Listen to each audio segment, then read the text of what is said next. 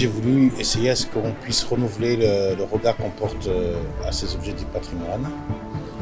Et pour le renouveler, il faut d'abord, à un moment donné, déjà considérer comment on les regarde et de questionner les institutions muséales où ces œuvres sont emmurées, fixées, mais aussi mises dans une certaine mise en scène. C'est pour ça qu'ici, en fait, cette installation est une manière de mettre le musée dans le musée.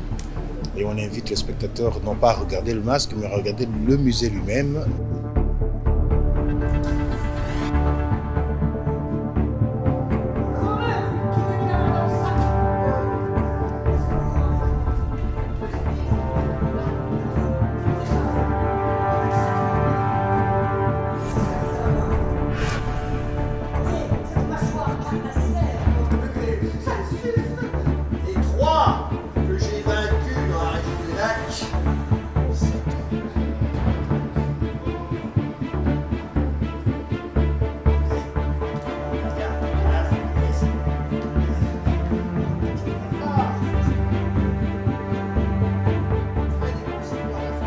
C'est-à-dire quand on questionne la mémoire des masques, quand on regarde leur tracé, leur parcours, qui les a menés de l'Afrique jusqu'en Europe, on croise très souvent et dans le même tracé des milliers de corps qui ont été amenés aussi dans les mêmes conditions et qui ont servi, et c'est quelque chose qui est très important, à des expérimentations, à l'élaboration de théories dont la conscience, encore aujourd'hui, la conscience publique est toujours quand même porteuse en fait.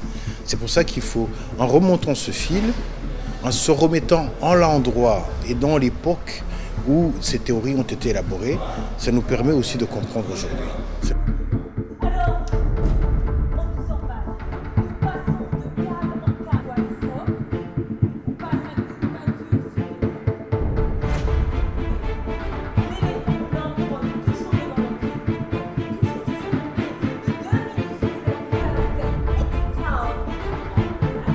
Je considère que c'est quasiment impossible qu'un continent puisse être vidé de son patrimoine et que celui-ci se trouve ailleurs.